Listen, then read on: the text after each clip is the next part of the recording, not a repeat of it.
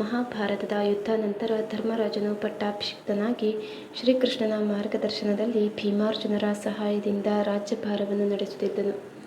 ಕ್ಷತ್ರಿಯ ಸಂಪ್ರದಾಯದಂತೆ ಧೃತರಾಷ್ಟ್ರನು ವಾನಪ್ರಸ್ಥಾಶ್ರಮವನ್ನು ಸ್ವೀಕರಿಸಿ ಅರಣ್ಯಕ್ಕೆ ಹೋಗಬೇಕಾಗಿತ್ತು. ಅದರಲ್ಲೂ ತನ್ನ ಪುತ್ರ ವ್ಯಾಮೋಹದ ತಪ್ಪಿನಿಂದ ಕುರುಕ್ಷೇತ್ರದಲ್ಲಿ ಘೋರವಾದ ಯುದ್ಧವು ನಡೆದು ಎಲ್ಲ ಮಕ್ಕಳನ್ನು ಕಳೆದುಕೊಂಡ ದುರಂತವು ನಡೆದ ಬಳಿಕವೂ ಧೃತರಾಷ್ಟ್ರನಲ್ಲಿ ವೈರಾಗ್ಯವಾಗಲಿ ಪಶ್ಚಾತ್ತಾಪಗಳಿಂದ ರಾಜ್ಯದ ವೈಭವವನ್ನು ತ್ಯಜಿಸುವ ಮನೋಭಾವನೆಯಾಗಲಿ ಉಂಟಾಗಲಿಲ್ಲ. ಧರ್ಮರಾಜನ ರಾಜ್ಯೋಪಚಾರವನ್ನು ಪಡೆಯುತ್ತಾ ರಾಜ್ಯದ ಸುಖ ಭೋಗಗಳಲ್ಲಿಯೇ ಮಗ್ನನಾಗಿದ್ದ.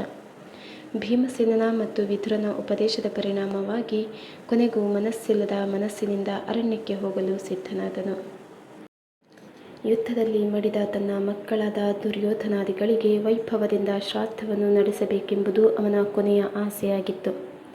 ಅದಕ್ಕಾಗಿ ಬೇಕಾದ ಹಣವನ್ನು ಕೊಡುವಂತೆ ಧರ್ಮರಾಜನಿಗೆ ಹೇಳಿ ಕಳುಹಿಸಿದನು. ಧರ್ಮರಾಜನು ಕೋಶಾಧ್ಯಕ್ಷನಾದ ಭೀಮನನ್ನು ಕರೆದು ರಾಜ್ಯದ ಕೋಶದಿಂದ ಧೃತರಾಷ್ಟ್ರನಿಗೆ ಶ್ರಾದ್ದವಿಧಿಗೆ ಬೇಕಾಗಿರುವಷ್ಟು ಹಣವನ್ನು ಕೊಡುವಂತೆ ತಿಳಿಸಿದನು.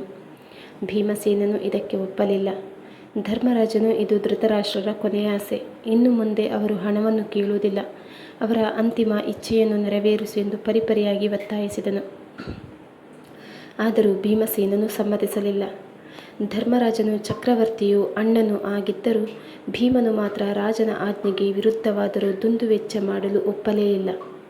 ಧರ್ಮದ ನೀತಿ ನಿಯಮಗಳನ್ನೆಲ್ಲ ಮೀರಿ ಸ್ವಚ್ಛಂದವಾಗಿ ವರ್ತಿಸಿ ಲೋಕದ ಅಶಾಂತಿಗೆ ಕಾರಣರಾದ ದುಷ್ಟರ ಶ್ರಾದ್ದ ಸಮಾರಂಭಕ್ಕೆ ರಾಜ್ಯದ ಬೊಕ್ಕಸದಿಂದ ಹಣವನ್ನು ನೀಡುವುದು ಉಚಿತವಲ್ಲ. ಇದು ಪ್ರಜೆಗಳ ಹಣ, ಪ್ರಜೆಗಳ ಅಭಿವೃದ್ಧಿಗಾಗಿಯೇ ಉಪಯೋಗಿಸಬೇಕು. ಅವರಿಂದ ತೆರಿಗೆ ರೂಪದಲ್ಲಿ ಸಂಗ್ರಹಿಸಿರುವ ಹಣವಿದು. ಪ್ರಜೆಗಳ ಹಿತಕ್ಕಲ್ಲದೆ ರಾಜಕೀಯದಿಂದ ನಿವೃತ್ತರಾದವರಿಗೆ ಅಥವಾ ದುಂದುವೆಚ್ಚಕ್ಕೆ ಎಂದೂ ವ್ಯಯಿಸಬಾರದು. ಪ್ರಜೆಗಳ ಕಲ್ಯಾಣ ಕಾರ್ಯಗಳಿಗಾಗಿ ಉಪಯೋಗಿಸಬೇಕಾದ ಹಣವನ್ನು ಜಗತ್ತನ್ನು ವಿನಾಶದ ದಾರಿಗೆ ತಳ್ಳಿದ ವ್ಯಕ್ತಿಗಳ ಶ್ರಾದ್ದಕ್ಕೆ ಆದರೂ ಉಪಯೋಗಿಸಬಾರದು ಎಂದು ತನ್ನ ನಿಲುವನ್ನು ಸ್ಪಷ್ಟಪಡಿಸಿದನು. ಕೊನೆಗೆ ಪಾಂಡವರು ತಮ್ಮ ಸ್ವಂತ ಹಣವನ್ನು ಧೃತರಾಷ್ಟ್ರನಿಗೆ ಕೊಟ್ಟಾಗ ಭೀಮನು ಆಕ್ಷೇಪಿಸಲಿಲ್ಲ. ಮಕ್ಕಳೇ, ಸರ್ಕಾರದ ಹಣ, ಸ್ವಂತ ಹಣದ ವ್ಯಯದಲ್ಲಿನ ಅಂತರವರಿತ ಭೀಮಸೇನನು ಪೂಜ್ಯನು.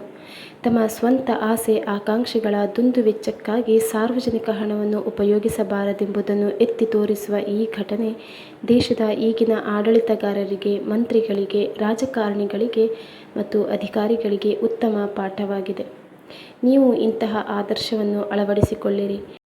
ಮಿತವ್ಯಯದ ಪಾಠ ಕಲಿತು ಉತ್ತಮ ಪ್ರಜೆಗಳಾಗಿ ರಾಜನೀತಿಜ್ಞರಾಗಿ ಬಾಳಿರಿ. ಈ ಕತೆ ಇಷ್ಟ ಆದರೆ ದಯವಿಟ್ಟು ಸಬ್ಸ್ಕ್ರೈಬ್ ಮಾಡ್ಕೊಳ್ಳಿ, ಹಾಗೆ ಲೈಕ್ ಮಾಡಿ. Thank you.